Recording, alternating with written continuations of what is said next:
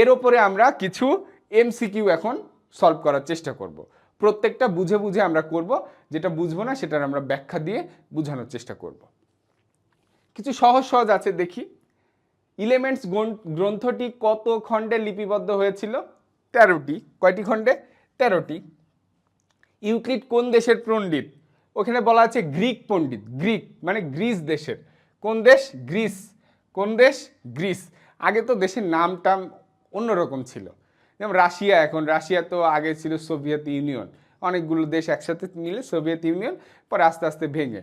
যেরকম এখন আমরা বাংলাদেশ, ভারত, পাকিস্তান, এটা আগে ছিল ভারতবর্ষ। ঠিক আছে? এখন যদি মনে করো যে 200 বছর আগের কারো কথা বলো, যে ওর জন্ম কোথায়, ওর জন্ম কোথায় 200 বছর আগে, ঠিক আছে, এই রবীন্দ্রনাথ ঠাকুর, কাজী নজরুল ইসলাম, জন্ম কোথায়? ওদের জন্ম ভারতবর্ষে।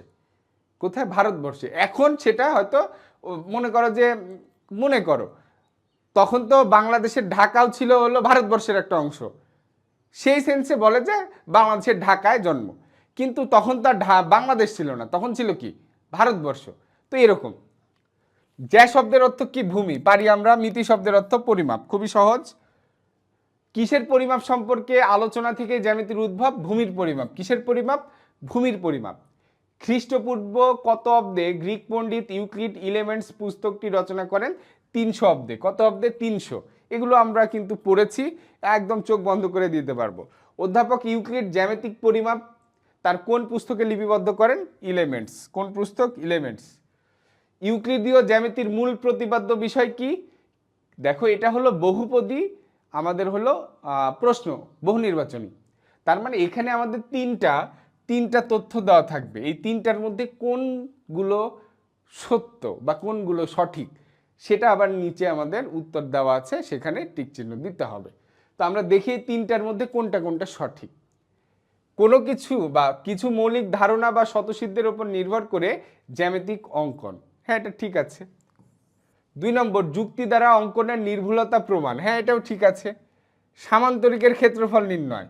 তো ইউক্লিডের মূল প্রতিপাদ্য বিষয় কি? সামান্তরিকের ক্ষেত্রফল নির্ণয় আছে নাকি? আমাদের আছে কি? কিছু মৌলিক ধারণা বা স্বতঃসিদ্ধের উপর নির্ভর করে জ্যামিতিক অঙ্কন এবং তার নির্ভুলতা প্রমাণ। যুক্তি দ্বারা অঙ্কনের নির্ভুলতা প্রমাণ।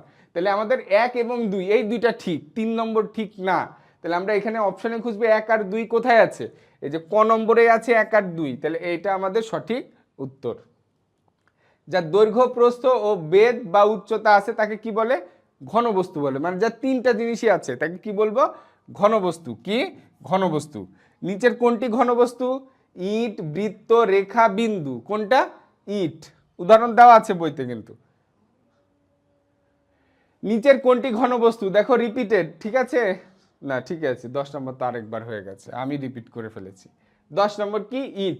11 নম্বর, কোন নির্দিষ্ট আকারের বস্তু যতটুকু জায়গা দখল করে, মানে যতটুকু জায়গা দখল করে সেটা তার স্থান। সেটা কি?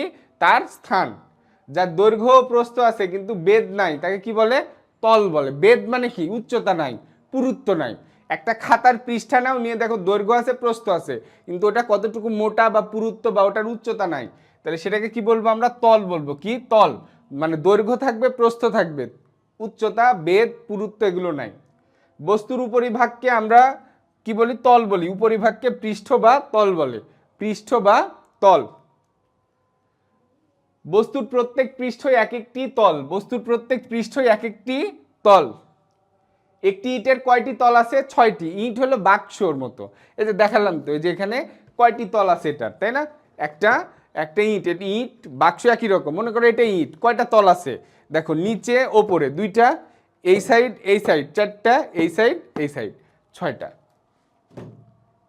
পাশের চিত্রে কতটি তল আছে? তাহলে এটা তো একটা কি বাক্সের মতো লাগছে, তাই না?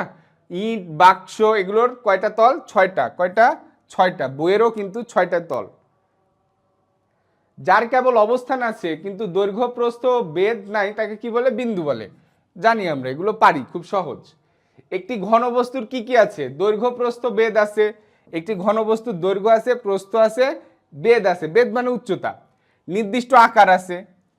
প্রান্তবিন্দু, এর কি প্রান্তবিন্দু একটা নাকি?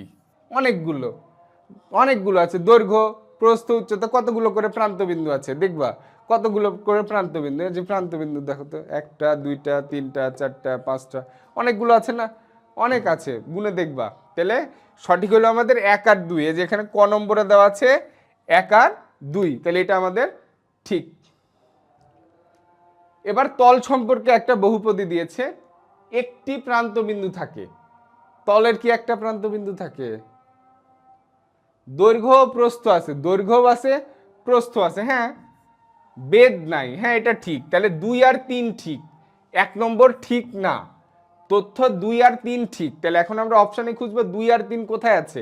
এই যে এখানে আছে 2 আর 3, এই যে এখানে কি আছে 2 আর 3। তাহলে এই গ নম্বরটা হলো আমাদের সঠিক উত্তর। নিচের তথ্যের আলোকে 20 থেকে 22 নং প্রশ্নের উত্তর দাও। ওপরের চিত্রটি একটি, দেখতে তো পাচ্ছি ইটের মতো, তাহলে ঘনবস্তু। ইটের মতো হলে কি? ঘনবস্তু। ওপরের চিত্রটিতে কয়টি তল আছে? ঘনবস্তু হলে 6টি তল। দৈর্ঘ্য প্রস্থ উচ্চতা থাকলেই 6টি তল। ওপরের চিত্রে কতটি বিন্দু আছে? কয়টা বিন্দু দেখতে পাচ্ছি দেখো তো? 2 4 6, কয়টা? 1 2 3 4 5 6, কয়টা?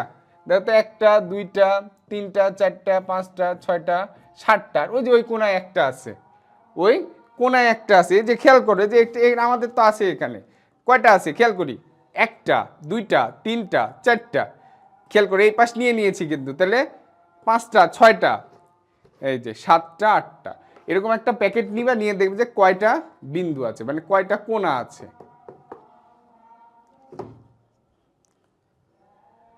রাশির প্রান্ত বিন্দু কয়টি থাকে? সরি, রশ্মি শিখাইছি একটা। রেখার কোনো নাই, রেখাংশের 2টা, রশ্মির 1টা। 2টি নির্দিষ্ট বিন্দু নিয়ে অঙ্কিত সরল রেখার সংখ্যা হবে 1টি। 2টা বিন্দু থেকে আমাদের সরল রেখা হবে কয়টি? 1টি। 1টির বেশি সরল রেখা হবে না। বক্ররেখা হবে অনেকগুলো, সরল রেখা একটার বেশি হবে না। পাশের চিত্রটি কি নির্দেশ করে? পাশের চিত্রটি কি নির্দেশ করে? রশ্মি। কি নির্দেশ করে? রশ্মি। কারণ কি? প্রান্তবিন্দু একটা আর একদিকে চলমান, রশ্মি। রেখার একটি অংশকে কি বলে? রেখাংশ বলে। রেখার একটি অংশকে কি বলে? রেখাংশ বলে। ওপরের চিত্রে এ বি কে কি বলে? এ বি, দেখো 2টা প্রান্তবিন্দু আছে, তাহলে রেখাংশ। প্রান্তবিন্দু দেখতে পাচ্ছি, তাহলে কি? রেখাংশ। প্রান্তবিন্দু থাকলে কিভাবে থাকবে জানো? হয় এরকম প্লেন আকারে থাকবে, দেখো এ বি, এটাও রেখাংশ। অনেক সময় এই যে প্রান্তবিন্দু এইভাবে দিয়ে দেয়, এটাও প্রান্তবিন্দু, এটাও রেখাংশ। অনেক সময় প্রান্তবিন্দু দেখানোর জন্য 2 পাশে 2টা বিন্দু দিয়ে দেয়, এটাও রেখাংশ। 3টা একই জিনিস কিন্তু, ঠিক আছে? তার মানে এগুলো কি? রেখাংশ। চিত্রটি কি? এটা একটা রেখা। এখন দেখি রেখা আছে নাকি না। রেখা নাই, সরল রেখা। রেখা, সরল রেখা, বক্ররেখা, ঠিক আছে? আমরা দেখব এই রেখাটা কি রেখা। সরাসরি তো রেখা বলা নাই, তাহলে এটা একটা সরল রেখা। প্রান্ত বিন্দুদ্বয়ের দূরত্ব হচ্ছে একটি রেখাংশের দৈর্ঘ্য। প্রান্ত বিন্দুদ্বয়ের দূরত্ব, এই যে এখানে এ বি থেকে যে দূরত্ব, এটাই হলো এই রেখাংশের দূরত্ব। ঢাকা রাজশাহী 2টা প্রান্ত, ঢাকা রাজশাহী 2টা প্রান্ত, ঠিক আছে? ঢাকা থেকে রাজশাহীর দূরত্ব কত? 250 কিলোমিটার। তার মানে ঢাকা একটা প্রান্ত, রাজশাহী একটা প্রান্ত, 2 প্রান্তের দূরত্ব 250 কিলোমিটার। এটার দৈর্ঘ্য 250 কিলোমিটার, যেটাই বলো।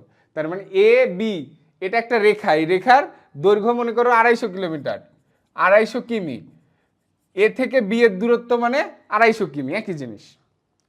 প্রান্ত বিন্দুদ্বয়ের দূরত্বই হচ্ছে একটি রেখাংশের দৈর্ঘ্য। পড়লাম। রেখাংশের কয়টি প্রান্ত বিন্দু থাকে? 2টি। রেখাংশ 2টি। যেসব বিন্দু একই সরল রেখায় অবস্থান করে তাদেরকে কি বলে? সমরেখ বিন্দু। প্রান্ত বিন্দুদ্বয় ছাড়া রেখাংশের যে কোনো বিন্দুকে ওই রেখাংশের কি বলে? অন্তস্থ বিন্দু বলে। কি বলে? অন্তস্থ বিন্দু বলে। কি বলে? অন্তস্থ বিন্দু বলে।